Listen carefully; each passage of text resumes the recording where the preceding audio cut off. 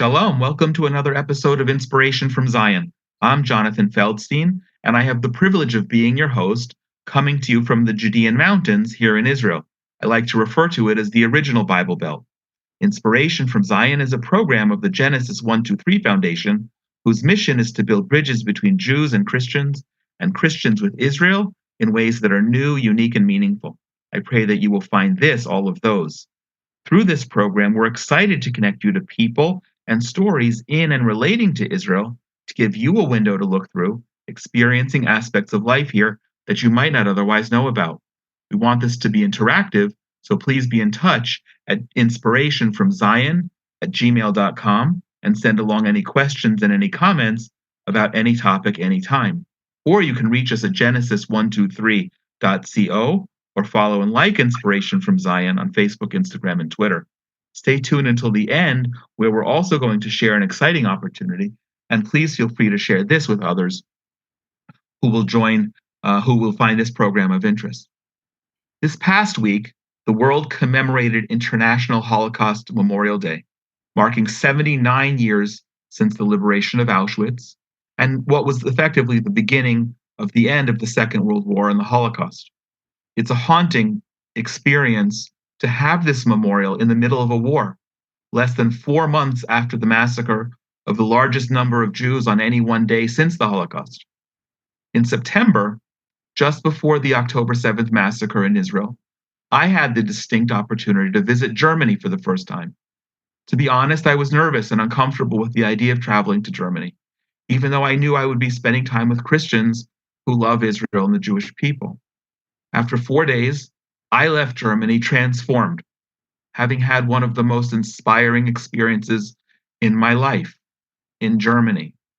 Somebody who's not an Ashkenazi Jew like myself, many of whose relatives were murdered by the Nazis, may not understand the discomfort that I felt in planning my trip or the paradox in being so inspired in a place in which the Holocaust was born and from where it was masterminded. There were many highlights, many. One of the greatest was in Tübingen, where I went to visit Pastor Jobst Bittner, whose church, the TOS Church, has been a visionary leader in many, many aspects of Holocaust memorial, building bridges with Jews, support of Israel, and Germany coming to terms with its own past. I remember vividly wiping tears from my eyes as he and his team shared about their history, their vision, and how they worked for years to correct the evils for which Germany is unfortunately known. Jobst Bittner is the founder of the March of Life movement. He has a master's degree in theology, and he's the founding pastor of TOS Church in Tübingen. He has established ministries and planted churches so far in 11 countries. In 2007, he organized the first March of Life together with the children and the grandchildren of Nazis, literally breaking the silence concerning the deeds of their ancestors. We'll talk about that. It's very important. His groundbreaking book, which I've begun but I have not yet finished, Breaking the Veil of Silence, became a bestseller and has been published so far in 11 different languages. I encourage you to get yours. The March of Life movement has spread to more than 20 nations in over 400 cities. He has motivated thousands to raise their voices for remembrance and reconciliation for Israel and against modern anti-Semitism. Jobst Bittner is married and has 2 grown children, and we've only met once before, but I came away feeling deeply connected to him, his ministry. I came away feeling like I have a very strong new friend, and I'm profoundly grateful and feel like even though we only met 4 months ago, that we've been connected for a very long time. You may hear a second voice here, a bit raspy. We're very privileged to have Tina Pompey here as well. Tina is Pastor Jobst's assistant and will be here to help. Although I think we'll be fine in any translation issues from German to English. Also, Tina, we know that you're recovering from an illness, so we hope that your voice will stay strong.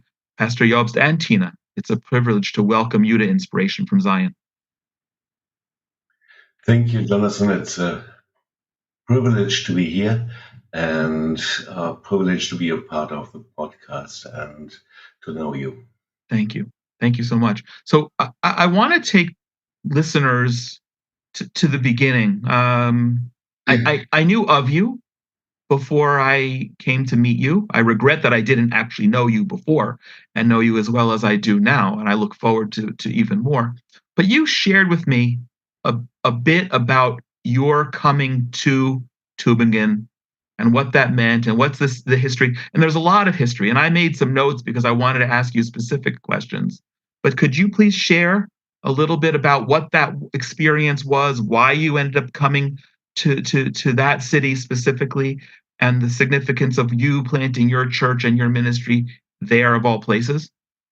Yes, love to do it. And I do it in German because it's a part of my testimony.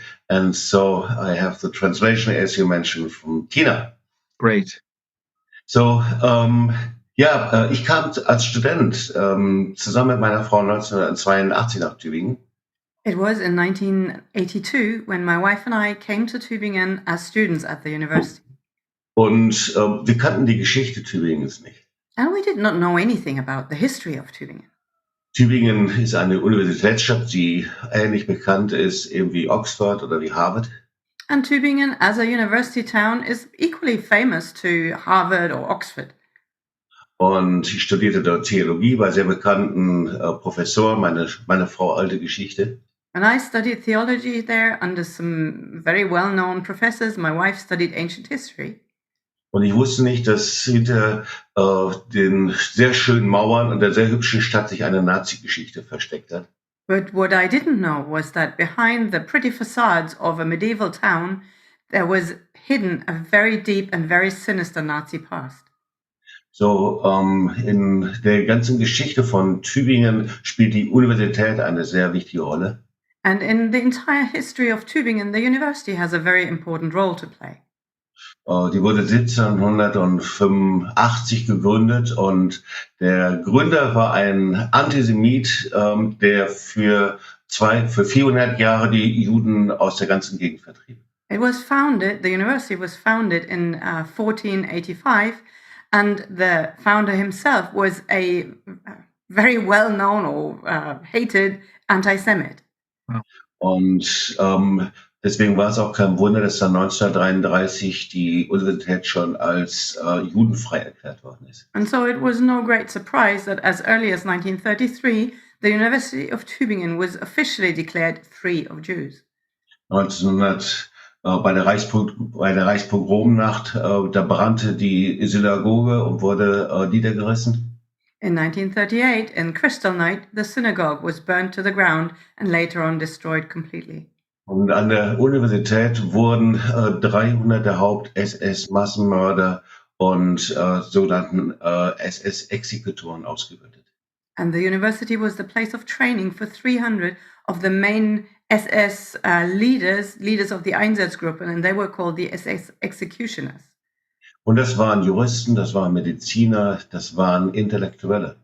And they were lawyers, they were doctors, they were intellectuals.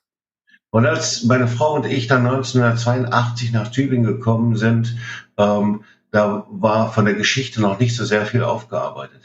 And when my wife and I came to Tübingen in 1982, not much of the city's history had actually been worked through. Das heißt, Kriegsverbrecher, da gab es noch Gedenktafeln in der Stadt, wo die Kriegsverbrecher geehrt wurden. And that means that, for instance, there were memorial plaques still on public display in the city that officially honored convicted war criminals. Kriegsverbrecher, die wurden, nach denen wurden Straßen genannt. And there were still streets named after convicted war criminals. Die waren noch Ehrenbürger der Stadt. And they were still made citizens of honor in the city. Und wenn man in das medizinische Institut ging, da gab es immer noch Präparate, die in KZs von Versuchen den Leichen entnommen worden sind. And when you went to visit the medical faculty at the university, they still had on display samples that had been taken from victims in the concentration camps, and they were still in jars in the university. Und man muss sich nicht wundern, weil 1952 wurde der Bürgermeister der Stadt war ein ehemaliger Nazi-Verbrecher, der für Deportation verantwortlich war. And this does not come as a great surprise because in 1952, the city elected a mayor who was a war criminal. He had been responsible for deportations, for mass killings. Und man muss wissen, 50% der Bevölkerung wusste das, sie haben ihn trotzdem gewählt. And you have to know that 50% of the population knew about this, but they still voted for him. Und er war 15 Jahre lang dann Bürgermeister und er hat Nazi-Netzwerke genommen, um die Geschichte beiseite zu drängen und zu verstecken. And he remained a mayor in the city for 15 years. And he used the Nazi networks that were still existing Wow. to repress the working through of history. Und als wir 1982 nach Tübingen kamen, war das die Atmosphäre der Stadt. Und ich nenne das eine Decke des Schweigens, eine Decke der Finsternis, die über der Stadt lag. So when we came to the city in 1982, that was the prevalent atmosphere over the city. And I like to call it was a veil of silence, a veil of darkness that covered the city. Wir studierten dort und wir gründeten Gemeinde und wir beschäftigten uns mit der Geschichte der Stadt. And we were studying there at the university. At the same time, we were planting churches and ministries, but we were also working through the history and past of the city. Und wir wussten, dass wir nur verantwortlich sein können, wenn wir selber unsere eigene Geschichte anschauen und die Wahrheit anschauen und aussprechen. And we knew that we were only going to take responsibility for the city now once we faced the truth about the past of our city. Und dann passierte etwas sehr Eigentümliches. Wir hatten den Eindruck, dass wir Chanukka feiern sollten bei uns, weil wir spürten, dass wir uns nicht genügend mit den jüdischen Wurzeln des Glaubens beschäftigt haben. And then something rather peculiar happened because we felt that we needed to celebrate Hanukkah publicly somewhere on a square because we realized that we had not sufficiently researched and embraced the Jewish roots of our Christian faith. Ich war an einem Punkt der Verzweiflung. Ich habe gedacht, ich verlasse Tübingen. And actually, as far as work in the city was concerned, I had reached a point of desperation. I was ready to leave the city. Und ich fing an zu fasten, ich fing an zu beten. And I started a time of prayer and fasting. Und dann hatte ich den Eindruck, dass es reicht nicht nur, wenn ihr über die Vergangenheit eurer Väter und Großväter Buße tut, sondern ihr müsst selber etwas tun. Ihr müsst selber eure Stimme erheben. And then I felt during that time that it's not enough and not sufficient to simply say we are sorry for what our fathers and grandfathers did, but we needed to become active ourselves. We needed to do something about this. Wow. Das heißt, wenn wir nicht selber unsere Stimme gegen Antisemitismus und Judenhass erheben, sind wir nicht besser als unsere Väter und Großväter. So unless we today raise our voices actively against anti-Semitism and the hatred of Jews, we are no better than our fathers or grandfathers. Der Holocaust kam zustande, weil die Mehrheit der deutschen Bevölkerung eben Zuschauer waren. Sie waren teilnahmslos, sie waren Mitläufer. And the Holocaust was only possible because the majority of the Germans remained impassive. They were spectators. They just stood by and watched. Und so war es auch in unserer Stadt gewesen. And the same thing was true for our city as well. Wir sind die Kinder und Enkeln von denen, die verantwortlich waren für den Holocaust. And so we are the children and grandchildren of those who were responsible for the Holocaust. Unsere Väter und Großväter, je nachdem wie alt wir sind, sie waren die Täter, die in irgendeiner Art und Weise verstrickt waren und verantwortlich für den Tod von 6 Millionen Juden. And our fathers, our grandfathers, depending on how old we are, they were the people who were involved either actively or passively in the Holocaust in some way. Der Schlüssel und der Anfang unseres Dienstes war, dass wenn wir nicht genauso leben wollen wie unsere Väter und Großväter, müssen wir unsere Stimme um Zions willen erheben. And the key for us was, if we do not want to live like our fathers or grandfathers, that for Zion's sake today we need to raise our voices. Also feierten wir unser erstes öffentliches Chanukka 2003. And so in 2003, for the very first time, we celebrated Hanukkah publicly. Und zwar einfach an einem der Plätze, ein ehemaliges jüdisches Viertel. So we went to one of the squares in the former Jewish quarter of our city. Und wir wussten gar nicht, was Chanukka ist.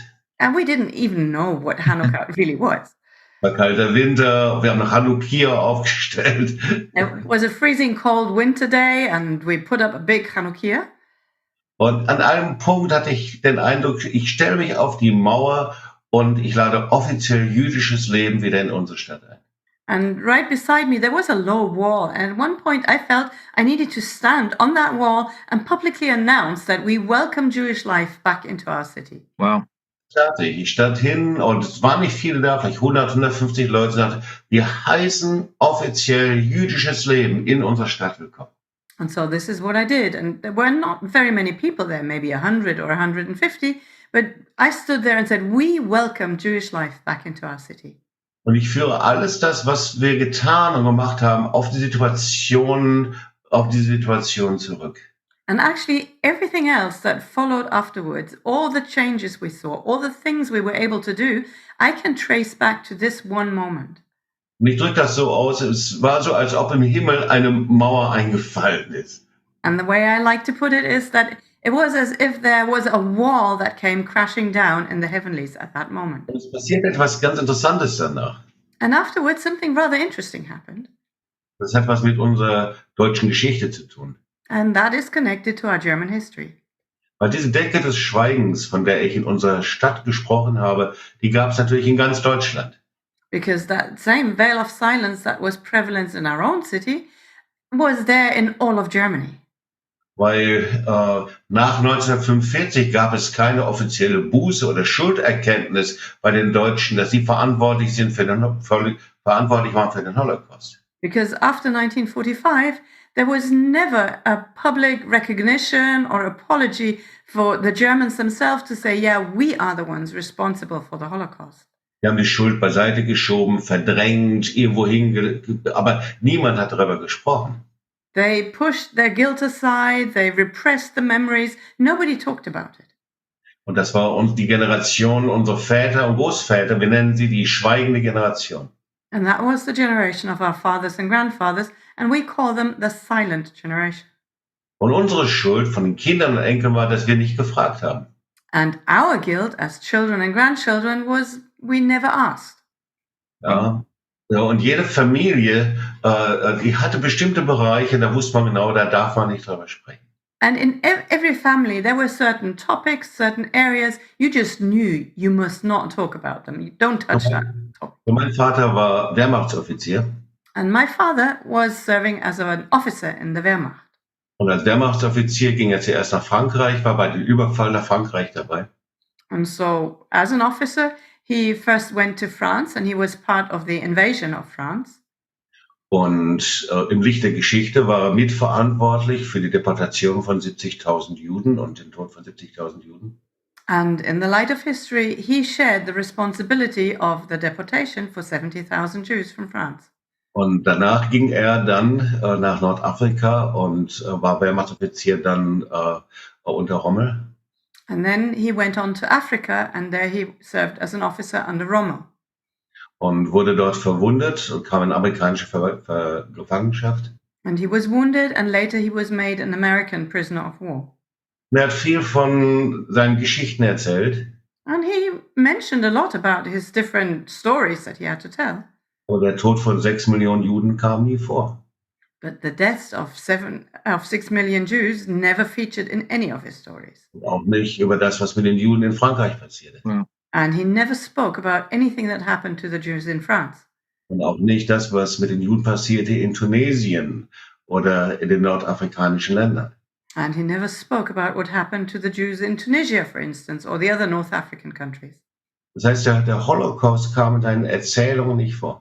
So in his stories, the Holocaust had just no room whatsoever. Und so war es in allen deutschen Familien.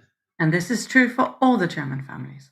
Und auf einmal, ich komme wieder zurück jetzt zu unserem Chanukka-Fest. But now to come back to our celebration of Hanukkah, Auf einmal passiert etwas sehr, sehr Eigentümliches. something really, really interesting happened after that.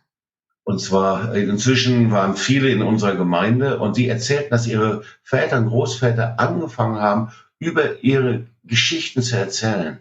Because in the meantime, many people had started to join our church. And after that time, suddenly they started telling us stories of how their own family started speaking about the past and that time. Sie kamen zurück und Wow. sagten, mein Großvater, der war in Dachau KZ-Wächter gewesen. So suddenly they would return from family visits and tell us, oh, wow, my grandfather, he was a guard in the concentration camp in Dachau. Mein Vater war in Polen dabei Oh, my father was part of the war in Poland. und bei den Massenerschießungen. Und auf einmal fingen die Großväter an, ihre Geschichten zu erzählen. He was involved in mass shootings, and suddenly the grandfathers started telling the truth about their stories. Es war so, als ob ein Vorhang beiseite gezogen wurde und eine Decke zerbrach. It was as if a curtain was drawn aside, and suddenly the truth was finding a way out. Die Kinder und Enkel waren erschüttert darüber und sagten, was sollen wir damit machen? Wir entdecken das, was unsere Väter und Großväter getan haben, davon tragen wir etwas mit uns rum. And the children and grandchildren, they were shaken to the core because they said, what we are discovering is what our fathers, our grandfathers have carried. We find the same seeds, the same thoughts in our own hearts. Auf einmal verstehen wir, woher der Rassismus in uns kommt und Negativhaltung und Antisemitismus und Haltung gegenüber Juden oder gegenüber Israel. And suddenly we understand where these negative attitudes in our own hearts come from, where the racism is from, where the despising is from, where the indifference, where the negative attitudes towards Israel or the Jewish people are from. Die Psychologen sprechen von der transgenerationalen Übertragung. And even psychologists talk about a transgenerational transmission of attitudes. Und sie sprechen von Traumata, die sich von Generation zu Generation zu Generation übertragen können. And they also speak about traumas that can be transmitted from generation to generation to generation. Aber genauso spreche ich davon, dass Antisemitismus und Judenhass übertragen wird von Generation zu Generation zu Generation. And in the same way, that's how I put it, anti-Semitism can be transmitted from one generation to the next, to the next, to the next. Und es kann latent vorhanden sein und dann in Krisensituationen explodieren und wieder aufbrechen. And this anti-Semitism is something that is always there in kind of a latent, hidden way, but when there is a time of crisis, it will come up and explode. Und diese Art von Antisemitismus, die können wir nicht bekämpfen mit Gedenkveranstaltungen, Erziehung oder irgendwelchen anderen Bereichen. And this kind of anti-Semitism cannot be fought by memorial events or by education or raising awareness. Sondern nur, wenn wir lernen, die Decke des Schweigens in unserer eigenen Familie zu zerbrechen. This kind of anti-Semitism can only be broken once we learn to break the veil of silence over our very own families. Und das ist das, was wir dann auf einmal erlebt haben. And this is what we've experienced. Die Enkel fingen an, darüber zu erzählen und sagen, wir müssen was machen, weil sie so erschüttert waren über die Geschichten ihrer Väter und Großväter. The grandchildren started telling the stories because they were so shaken in their hearts that they said, we have to do something about our own grandparents and parents' stories. Das erste war die Erschütterung, und das sage ich als Pastor einer Gemeinde, ihre Buße darüber. And the first thing that happened, and I say this as a pastor and leader of a church, was their repentance, the remorse they felt about that past and guilt. Aber eine Buße hat nur dann Kraft, wenn sie Veränderung hervorbringt und etwas Neues hervorbringt. But repentance is only valid or only has power once it actually produces change. Und sie sagten, wir dürfen nicht mehr schweigen. Wir müssen jetzt anders leben, als unsere Väter und Großväter gelebt haben. And so they said, now we cannot remain silent anymore. We must live a different life compared to our parents and grandparents. Und das heißt, wir müssen in der Öffentlichkeit gegen Antisemitismus, Judenhass, Israel aufstehen, persönlich, in unseren Schulklassen, Universität, egal wo wir sind, da wo wir leben. So in public, we need to take a stand and raise our voices against anti-Semitism, against the hatred of Jews, whether that is in our own families, in our schools, at our jobs, on the streets, wherever, we need to take a stand. Daraus entstand mein Buch über die Decke des Schweigens zu zerbrechen. And this is the background for my book, Breaking the Veil of Silence. Right. Und wir haben entdeckt, dass diese Prinzipien wir nicht nur in Deutschland finden, sondern eigentlich in jeder Nation. And we discovered that these principles are present not only in Germany, but they actually go for every single nation in the world. Ja, sogar das Schweigen von Holocaust-Überlebenden überträgt sich von den Kindern und Enkeln bis ins dritte, vierte Generation, weil über den Schmerz und Traumata einfach nicht gesprochen werden konnte. And we even discovered that silence of the victims of the Holocaust is also passed on from generation to generation because they were not able to speak about the pain, the shame, the terrors they had lived through. Das sind also wir, die Nachfahren von den Tätern des Holocaust. So here we are, the descendants of the perpetrators of the Holocaust. Da sind die Nachfahren von den Holocaust-Überlebenden. And then we have the descendants of the survivors of the Holocaust. So, und was kann am besten passieren, wenn es Versöhnung, Heilung gibt, wenn sie über ihre Geschichten sprechen? And so what is the best thing that can happen? That is reconciliation once they are able to start speaking about the past, speaking about the truth. Und das ist das, was wir weltweit gerade erleben. And this is something we are seeing all over the world right now. So, Yes. in anderen Ländern gibt es nicht nur, nicht nur Leute, die jetzt Nachfahren von Nazis sind, And in other countries, of course, there's not just descendants of Nazis living there, aber es sind Nachfahren von Menschen, die mit Judenhass und Antisemitismus von Generation zu Generation übertragen haben und in sich haben. but there are still people living there who are facing the same situation of anti-Semitism and hatred of Jews that has been passed down over the generations from generation to generation, and now they're willing to start doing something about it. So machen wir gerade Seminare weltweit, jetzt an diesem Wochenende wieder mit Teilnehmern aus 20 Nationen, 100 Teilnehmern, sprechen über die Decke des Schweigens, wie sie zerbrochen werden kann, weil ich glaube, das ist der Schlüssel gegenüber Antisemitismus und Judenhass. And so we are holding seminars on breaking the veil of silence worldwide. People from all over the world come. For instance, this weekend now we are having a seminar with people present from 20 different nations who are willing to face the truth about their past and to do something about it. Und wir rufen sie auf die Straße, wirklich ein Statement zu machen, auf Demonstrationen beim Märschen des Lebens. And we are calling them to take to the streets, to take to demonstrations, to publicly raise their voices for Israel and against anti-Semitism.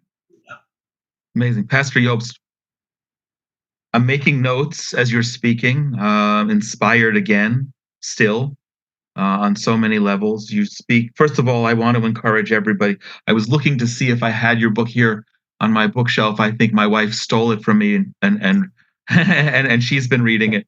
But I want to encourage everyone to get the book, Breaking the Veil of Silence.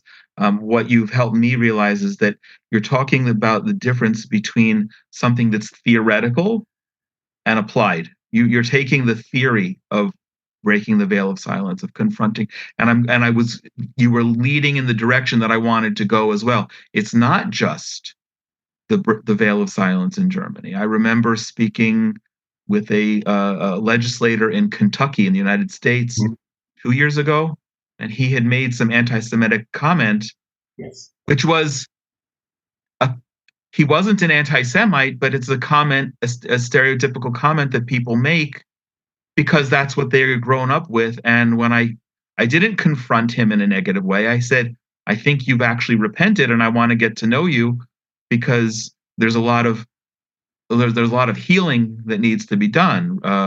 So that what you've written and what you're doing is something that's applicable for people around the world. And I want to thank you for that. I have a question.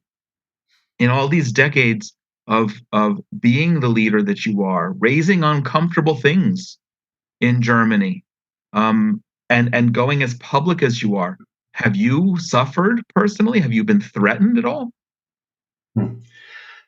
Wir haben viele Widerstände erlebt. Ja, das ist wirklich wahr. Well, we've been through a lot of opposition, that's really true. Aber manchmal in ganz anderer Art und Weise, als man sich vorstellt. But sometimes this actually takes quite a different form to what you might expect. Weil wir erleben ja in unseren Kirchen einen 2000 Jahre alten Antisemitismus. Because in our churches, we are experiencing an anti-Semitism that is actually 2000 years old. So, und dieser Antisemitismus, er ist nach außen oft nicht so erkennbar, aber er ist eben erkennbar in Gleichgültigkeit, Abgrenzung von jüdischem Leben, vor allen Dingen auch in Israel-Hass.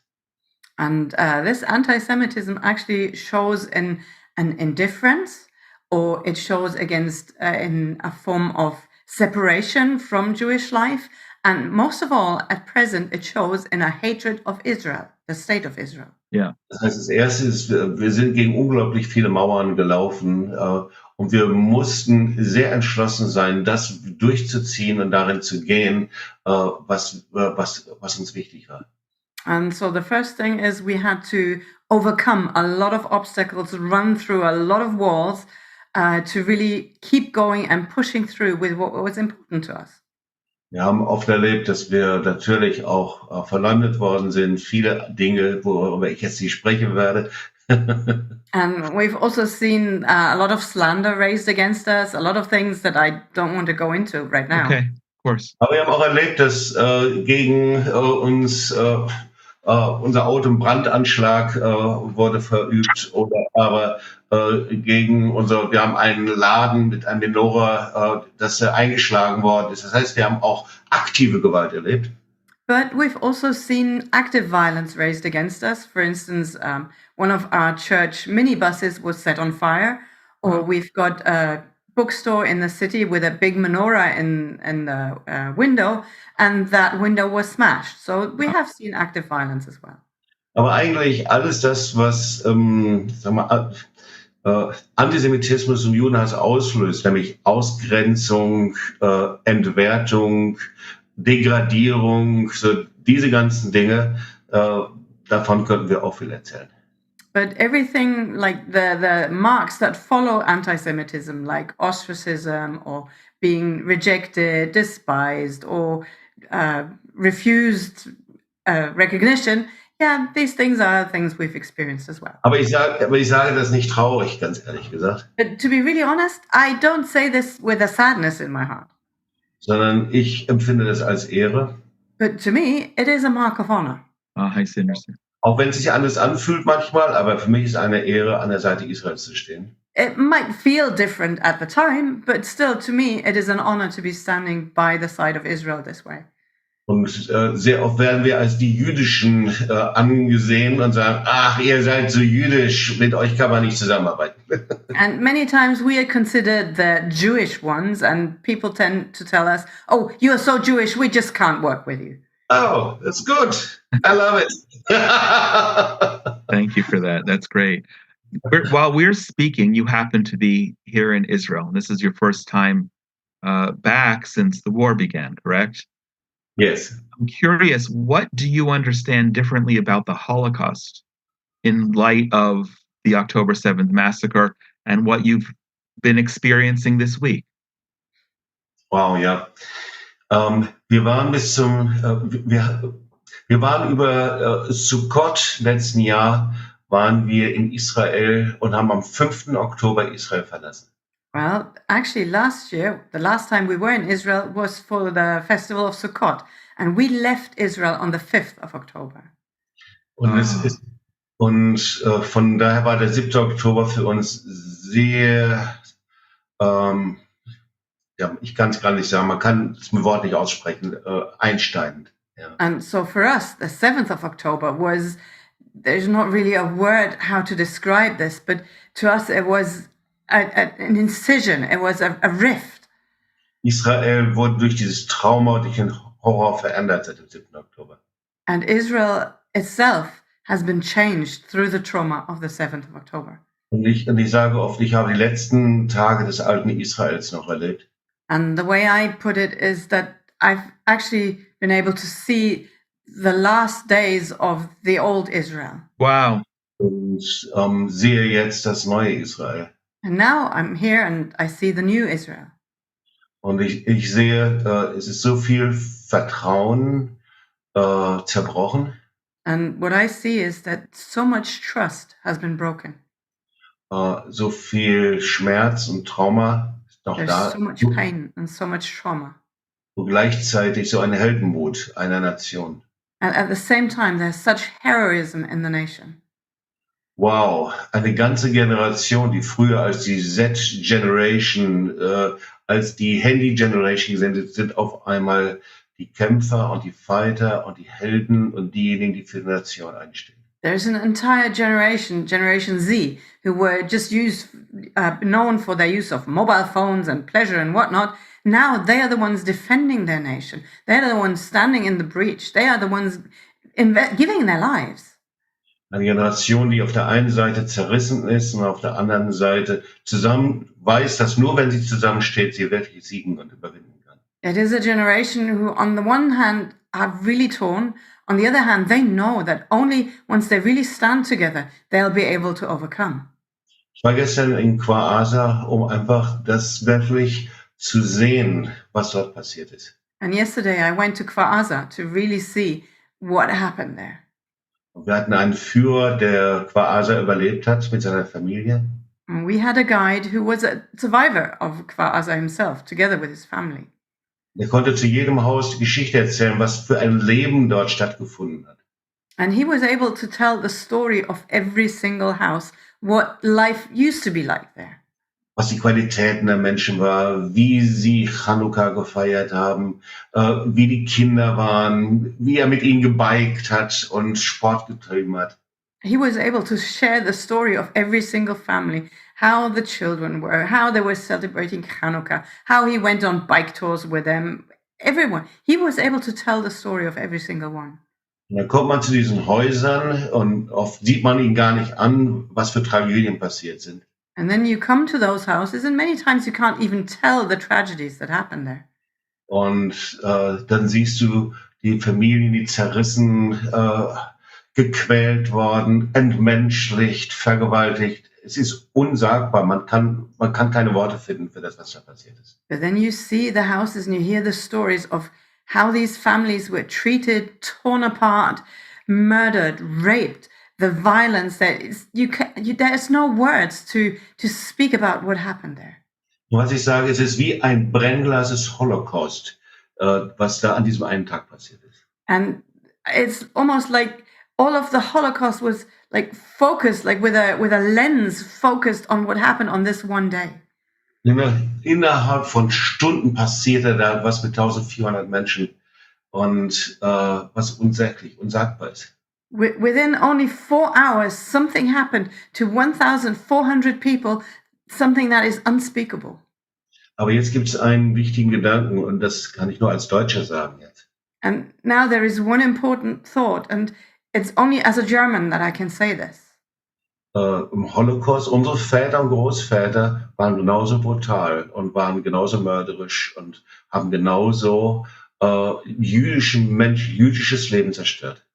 In the Holocaust, our fathers and grandfathers were just as brutal, killing, destroying Jewish lives like that. Und ich komme aus einer Stadt, die verantwortlich ist und war für den Tod von 700.000 Juden.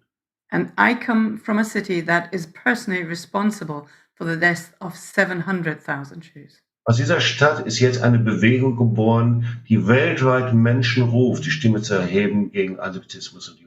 And this city now has become the place that gave birth to a voice calling people to the streets for Israel and against anti-Semitism all over the world. Und auf dem Platz, an dem die Nazis aufmarschierten, da haben wir einen Davidsstern gebildet. And on the very square that saw Nazi demonstrations, we have formed a huge Star of David. Und da haben wir ein Bild gemacht und dieses Bild, das haben wir in Israel Politikern überreicht als ein Zeichen, als Symbol der Hoffnung in finsteren Zeiten. And we took a picture of this human Star of David and we've presented it to politicians in Israel as a symbol of hope, of light in dark times. Das heißt, selbst in finsterster Zeit ist die Botschaft, dass das Licht die Finsternis überwinden wird. So even in the darkest of times, the message of hope is that light has overcome the darkness. Und vielleicht können wir das ein bisschen zeigen in dieser Zeit. And maybe we are able to show this a little bit at this time. Und was wir können, ist nur an der Seite Israels stehen, beten, dass die Geiseln befreit werden. And what we can do is at this time to stand side by side with Israel. We can pray for the liberation of the hostages. Und aktiv gegen diese Lügen gehen, die in den Nationen gegen Israel verbreitet werden und dagegen unsere Stimme zu erheben. And we can actively take a stand against the lies that are spread concerning Israel in the nations, and we can raise our voices against that. Now people understand who are listening why I came away so inspired from visiting you 4 months ago. Thank you for that. There's one thing that's, you can only someone like you coming from Germany can say the things that you did, but there's one very significant difference, I think, and I'd like your thoughts on it.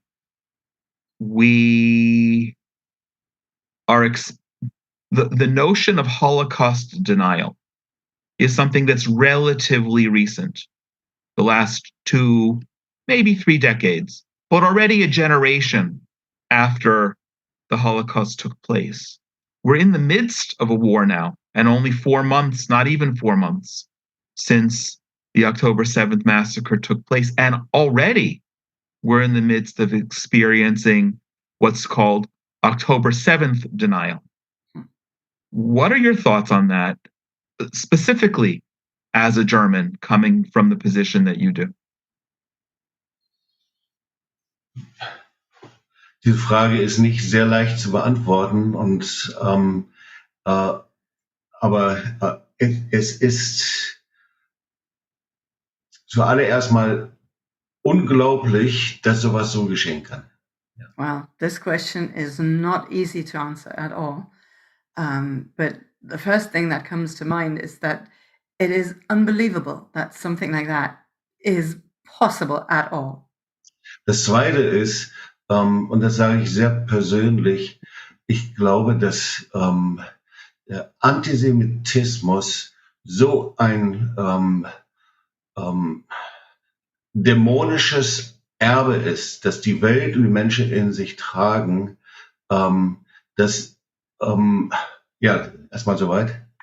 The other thing is something that I can only say on a very personal level, that I believe that anti-Semitism and the hatred of Israel or the Jews is such a demonic stronghold that it actually takes hold of people.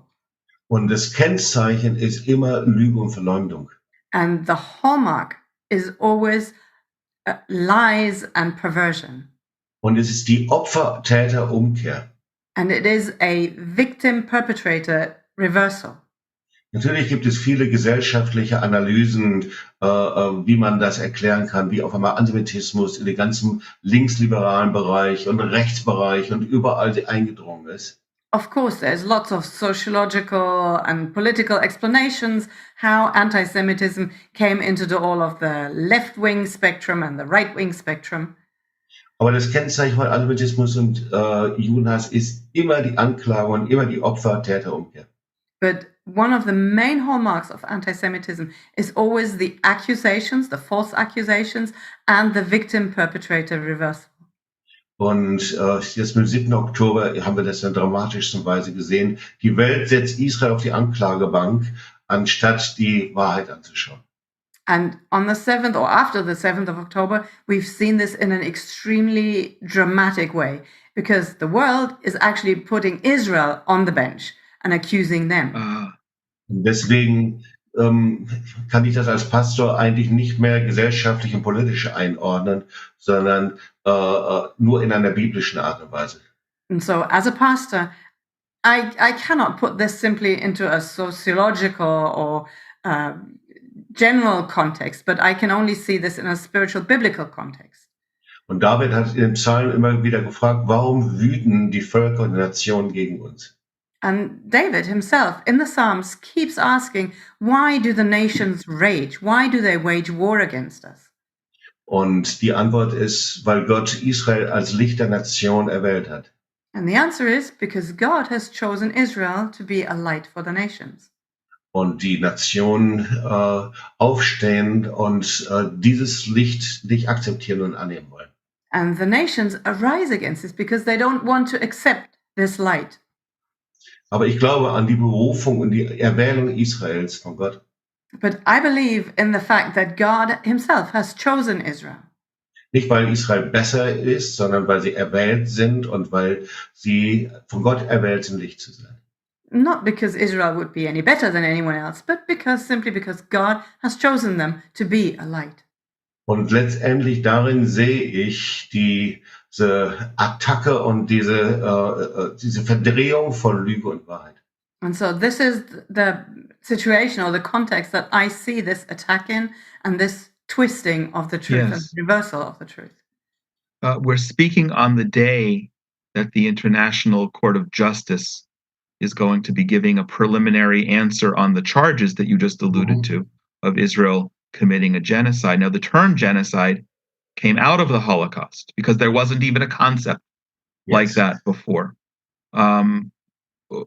Within the next hours, you and I will know, and everyone who cares will know what the Court of Justice is giving as a preliminary concept. And maybe you've just answered it, and maybe it will be old news by the time people listen to this conversation. But I'm curious, what are your thoughts on South Africa bringing charges of genocide specifically against Israel?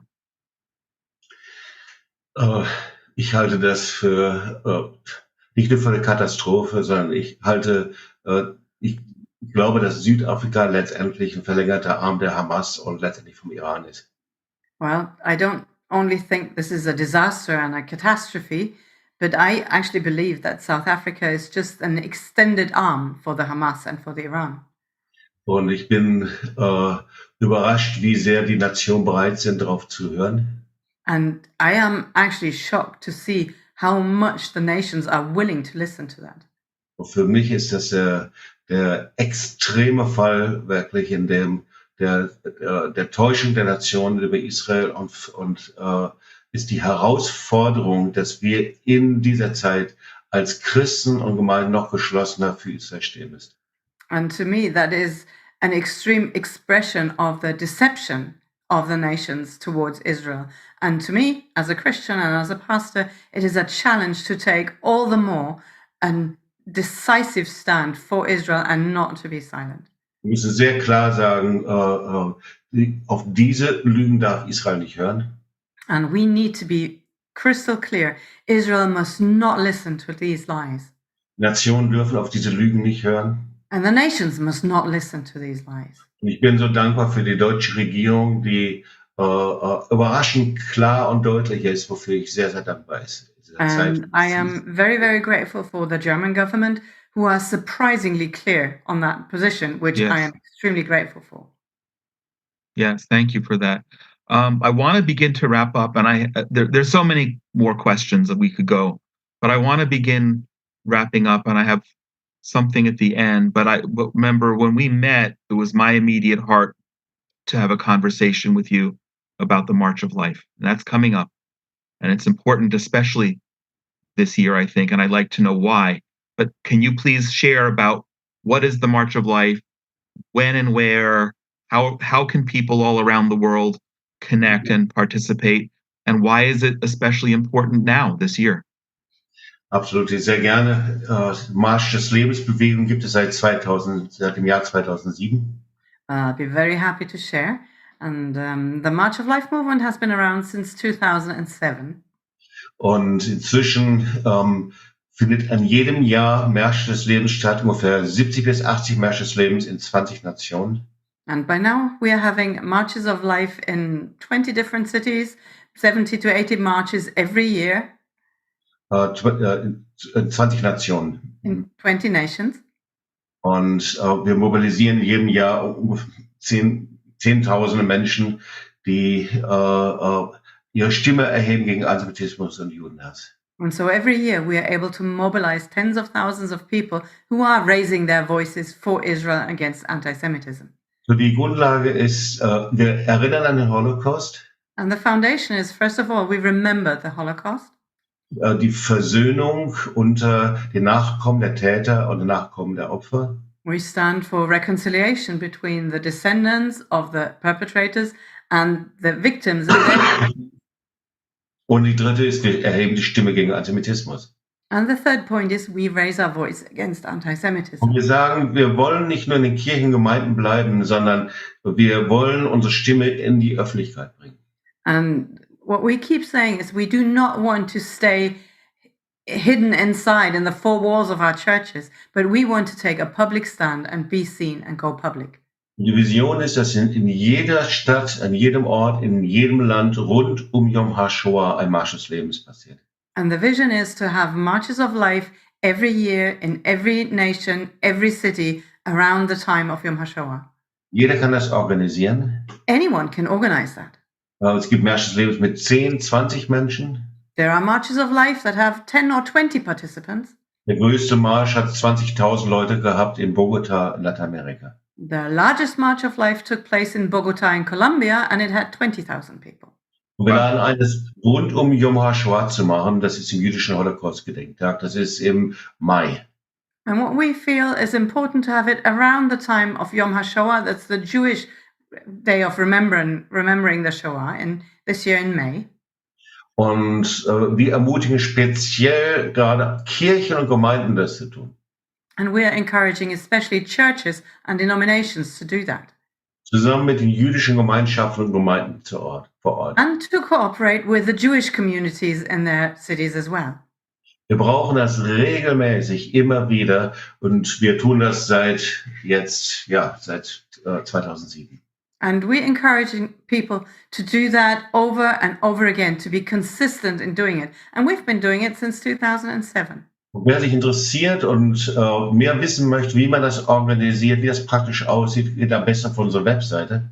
And if you're interested what this can look like or how you can organize your own march, the best thing is to do is to go to our website. Und die Tina sagt die Webseite jetzt. And the website is www.marchoflife.org. Und das Zentrum aller Märsche des Lebens ist, dass wir einmal im Jahr den March of the Nations in Israel haben. And the center of all the marches of life is that once a year we have a big March of the Nations in Israel. Weil wir können nicht nur über Israel sprechen, wenn wir nicht nach Israel gehen, um dort zu sein. Because we can't just talk about Israel unless we actually go to Israel to be there. 2018 hatten wir anlässlich des Tags der Unabhängigkeit 6.000 Menschen auf der Straße hier in Jerusalem.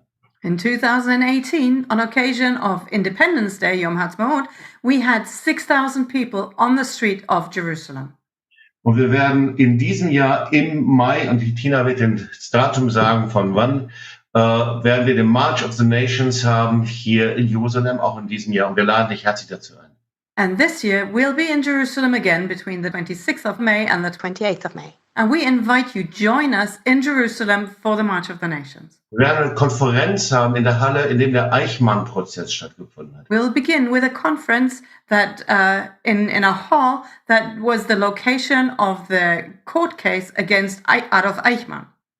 Und wir werden dort ein Musical, Exodus Musical aufführen, die von Nachfahren der Täter gespielt und gesungen wird und entwickelt worden ist. And there we will perform the musical of the Exodus 1947, which was written and is performed by descendants of the Nazi perpetrators. Und von dieser Konferenz aus werden wir in Beersheba und in 4, 5 anderen Städten werden wir überall Märsche der Nation haben.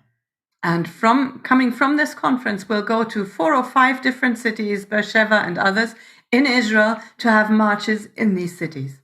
Vielleicht erzähle ich noch eine kleine Geschichte. And maybe I can share a little story. Gestern waren wir in Beersheba, haben mit der Vizebürgermeisterin gesprochen, um den March of the Nations in diesem Jahr vorzubereiten. Because yesterday we went to Beersheba and we talked to the vice mayor there in order to prepare the March of the Nations there for this year. Und da war eine junge Frau, die im letzten Jahr den Marsch organisiert hatte, den March of the Nations, Mitarbeiterin, die Banner. There was a young lady who's one of her staff, and she organized the march in Beersheba last year. Und sie erzählte, wie sie durch den March of the Nations mal anfing, über ihre eigene Geschichte nachzudenken, wie das ihr Leben verändert hat. And she shared, when we met yesterday, how, inspired by the March of the Nations, she started thinking about her own family and the history of her family. Und sie hat den größten Teil ihrer Vorfahren in Auschwitz verloren. And she lost the majority of her family in Auschwitz. Aber jetzt war sie bereit, sich damit auseinanderzusetzen. But only now she was able to, and she was willing to face and think about that part of her past. Und es ist so wichtig jetzt bei dem Märchen des Lebens oder March of the Nations, dass wir unsere Stimme anlässlich des 7. Oktobers erheben. And so as March of the Nations and March of Life, it is so important and so crucial for us that as March of Life, we will keep raising our voices on occasion of the 7th of October as well. Dass wir sagen, in so einer Zeit von Krise und Finsternis, es gibt Hoffnung in dieser Zeit. And that we would say, at such a time of darkness, of crisis, there still is hope. Und wir stehen als Nation zusammen mit Israel. And as the nations, we are standing together with Israel. Auch wo die größten Lügen der Nation vor dem Gericht erzählt werden. Even if in front of the court, the most terrible lies are perpetrated. Und da, wo wir das tun, da wird Jesaja 60, Vers 1 sichtbar werden. And whenever we do that, Isaiah 60 verse 1 will become manifest. Mach dich auf, werde Licht, denn dein Licht kommt. Arise and shine, for your light has come. Was passiert? Die Herrlichkeit wird sichtbar werden. And what happens is the glory will be made manifest. Und das heißt neues Leben, Chai. That means new life, Chai.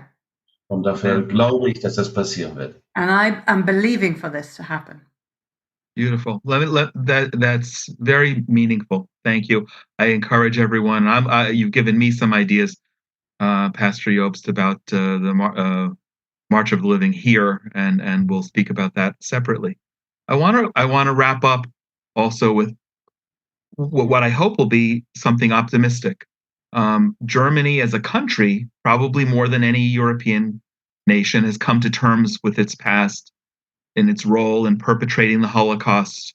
And of course, while anti-Semitism has not been erased and you're combating that, there's nevertheless a national awareness of collective responsibility, even 2 and 3, and in certain cases now 4 generations earlier.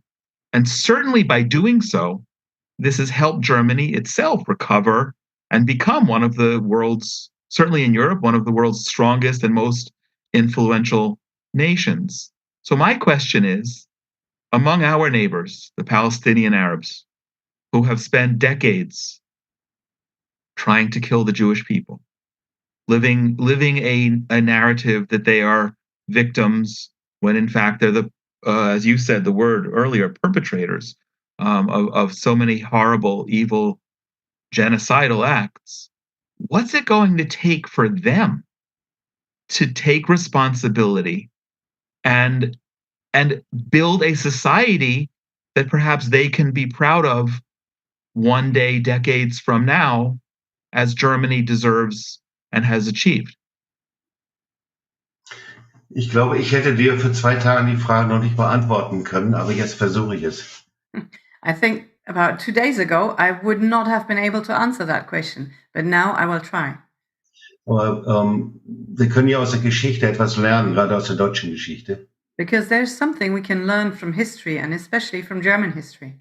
Was wäre, wenn Adolf Hitler und das ganze Nazi-Regime nicht getötet worden, ums Leben gekommen oder aber wirklich radikal beseitigt worden wäre? Because what would have happened if Adolf Hitler and his entire regime and crew had not been killed and eradicated the way they did? Wir hätten als Deutsche nicht die Chance gehabt, uns von dieser Nazi-Ideologie abzuwenden. As Germans, we would have never had the chance to truly turn away from Nazi ideology. Und das heißt, und das sage ich in Demut, ihr kennt euch in Israel viel besser aus. Ich kann das nur als äußere Beobachter sagen. And I am saying this in all humility because you know Israel so much better than I do. I can just say this as an observer from the outside. Aber ich bin überzeugt, dass nur wenn die Ideologie des radikalen Islamismus besiegt wird und zerbrochen wird und damit auch die Hamas, das über dem palästinensischen Volk zerbrochen wird, nur dann die Palästinenser die Chance haben der Wiederherstellung und Heilung. I am convinced that only once this ideology of radical Islamism and with it the ideology of Hamas is broken over the Palestinian people, that's their only chance they will have to truly rethink their own lives and to come to a point where they can live a different life so they can come to the point of healing and restoration. Ja, man muss sagen, all das, was durch Nationalsozialismus passiert ist, konnte nur dadurch passieren, weil unsere Väter und Großväter Mitläufer gewesen sind.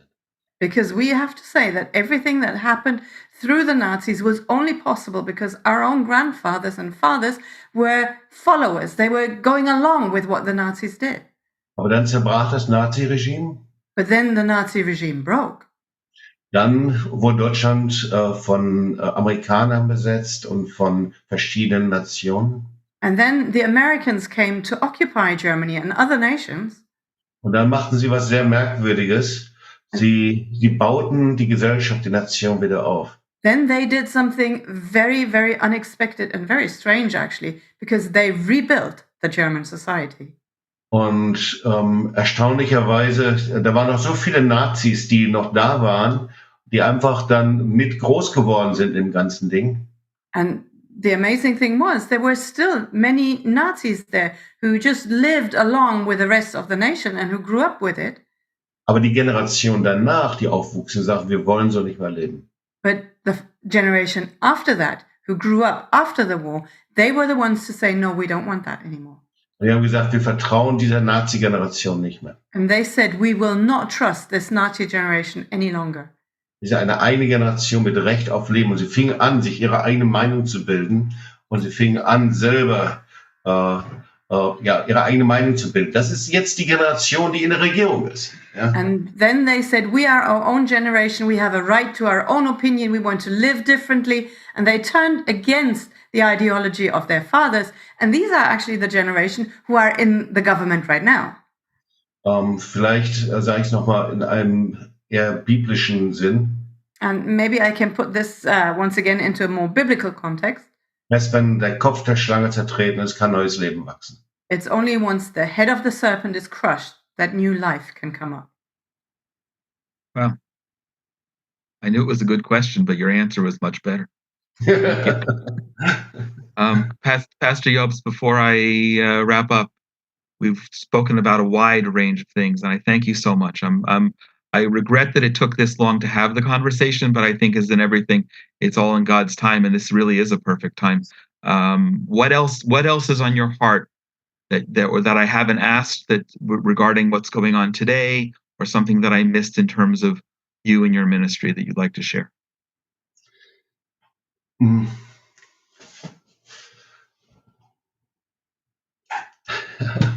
Das ist ein lautes Schweigen, weil ich drüber nachdenke, weil es sind so viele Dinge, die mir wichtig sind. Well, this is a rather loud silence because I have to think about it because there's so many things that are really important on my heart. Nach dem 7. Oktober glaube ich, dass so viele Menschen in Israel ihr Vertrauen verloren haben. I believe that after the 7th of October, there are so many people in Israel who have lost their trust, their basic trust. Ihr Vertrauen in die Regierung, Vertrauen in die IDF, ihr Vertrauen auch in das Sicherheitskonzept Israels. Their trust in the government, their trust in the IDF, their trust even in the security systems of Israel. Und ich kann nur dafür werben, das Vertrauen in Gott hat eine große Belohnung.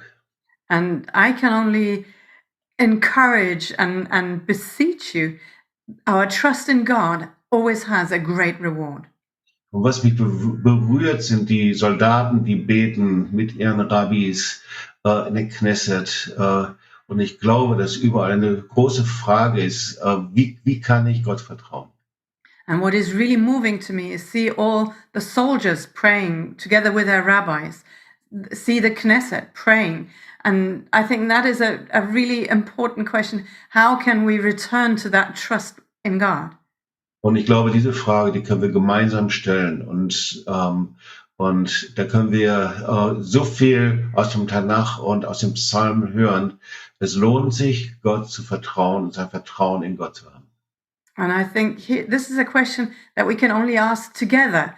And in the Tanakh, in the Psalms, we find so much about the tremendous rewards of our trust in God. And it's absolutely worth giving everything for that trust. I think together we can strive for that. Und das ist eigentlich mein Wunsch und auch mein Gebet, dass dieses Vertrauen in Gott wiederhergestellt wird. And that is my desire and my prayer, that this trust in God would be restored. Amen. Thank you. I'm glad I asked you that open-ended question. Very inspiring. Pastor Jobst Bittner, Tina Pompey. I'm as stirred almost as when I first met you in September, and I'm tremendously, tremendously grateful for you taking the time, of course, but you sharing your heart today and your experiences. Thank you for joining us. Thank you, Jonathan. It was an honor. Yeah. Just to wrap up, every episode we always offer everybody, an opportunity for a special gift. When I met Pastor Jobst, I was able to share with him a proof copy of our brand new book, which had just come off the printer a week later and then got held up by the war, but now is sold, thank God, thousands of copies. Israel the Miracle. All we're asking, we want everybody to get their copies, but we're offering a free copy to everyone who shares, likes and shares the episode and makes comments, and we pick one person each month at random to receive a beautiful copy of Israel the Miracle. So I encourage you to like and follow and share Inspiration from Zion and share this episode, and we will pick one person at the end of this month also, as we've done in the past. Also want to thank our sponsors at the Willow Run Greenhouse in Culpeper, Virginia. If you're ever in the area, definitely pop in and thank them for making conversations like this possible. And also special thanks to our friends, the Coin family, as well, for their meaningful sponsorship. Inspiration from Zion and all the Genesis 123 Foundation programs are made possible by donations. So please consider joining us to help continue the dialogue and build bridges, and especially at this time, through our Israel Emergency Campaign. This episode I choose to sponsor in honor of Pastor Jobst and everything that you're doing with your ministry, the reconciliation, the loud voice of moral clarity that you've become. And I pray that that will be magnified and amplified many, many times. If you'd like to sponsor a future episode in honor or memory of a loved one or a special occasion or a great leader like Pastor Jobst, please be in touch with us at inspirationfromzion@gmail.com. We love to hear your comments always as part of a dialogue and invite you to send any questions as well, especially about traditional Judaism or our Ask the Rabbi programs. Please share this with others who will also find it of interest, and continue to join us right here as we bring you more meaningful conversations like this about unique topics relating to Israel that you won't hear anywhere else. Wherever you are in the world, I pray that you and your loved ones are all safe and healthy, and I send my blessings from right here in the Judean mountains. God bless you.